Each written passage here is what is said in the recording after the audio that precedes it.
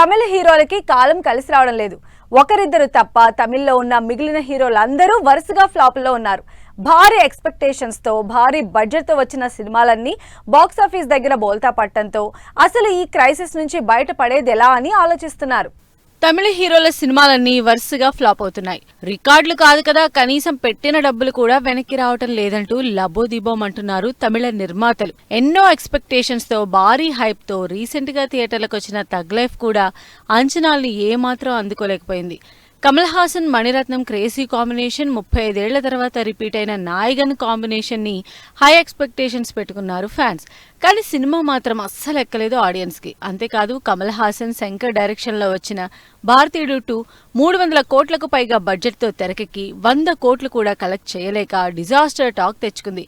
దాంతో back to back big ఫ్లాపుల్లో పడిపోయారు Kamal Haasan. Hit ఫ్లాపులతో సంబంధం లేని పాన్ ఇండియా ఫాలోయింగ్ సొంతం చేసుకున్న విజయ్ సేతుపతి కూడా ఫ్లాపుల్లోనే ఉన్నారు.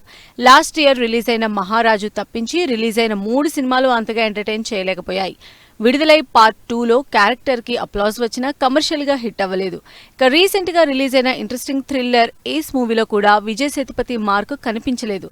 ఇలా విజయ్ కూడా బ్యాక్ టు బ్యాక్ ఫ్లాపులతోనే కంటిన్యూ అవుతున్నారు. లేటెస్ట్ గా సూర్య కార్తిక్ సుబ్బరాజ్ కాంబినేషన్ లో వచ్చిన రెట్రో మూవీ రిలీజ్ కి ముందు మంచి బజ్ క్రియేట్ అయింది. తమిళతో పాటు తెలుగులో కూడా భారీగా ప్రమోషన్లు చేశారు సూర్య. కానీ తీరా రిలీజ్ అయ్యేసరికి ఆడియన్స్ కి ఎక్కలేదు. థియేటర్లో వర్కౌట్ కాకపోయినా ఓటీటీలో మాత్రం పర్వాలేదనిపించుకుంది ఈ సినిమా. అంతకుముందు భారీ బడ్జెట్ తో చేసిన కంగువా కూడా అంతగా వర్కౌట్ కాలేదు. ఇలా వరుసగా ఫ్లాపుల్లోనే ఉన్నారు సూర్య.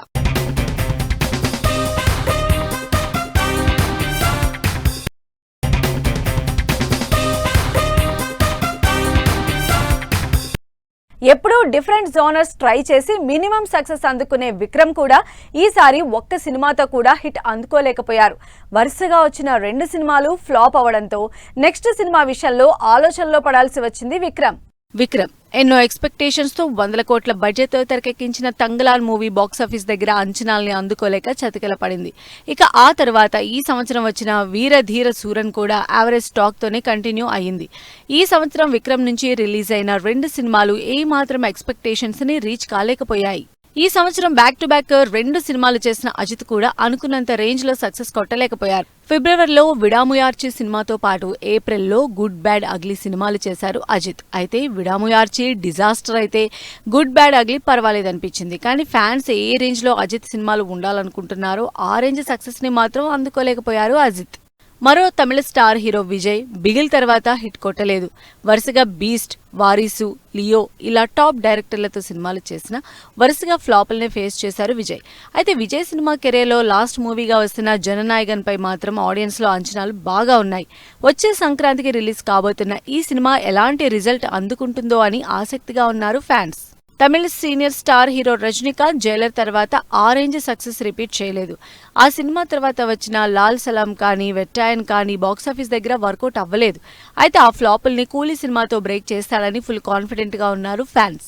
ఇలా ఒక్కరు కాదు ఇద్దరు కాదు తమిళ ఇండస్ట్రీలో ఉన్న టాప్ హీరోలందరూ వరుసగా ఫ్లాపుల్లోనే ఉన్నారు. మరి వీళ్ళ అప్కమింగ్ సినిమాలైన ఆడియన్స్ ని ఎంటర్టైన్ చేసి బాక్సాఫీస్ సక్సెస్ అందుకుంటాయో లేదో వెయిట్ చేసి చూడాల్సిందే.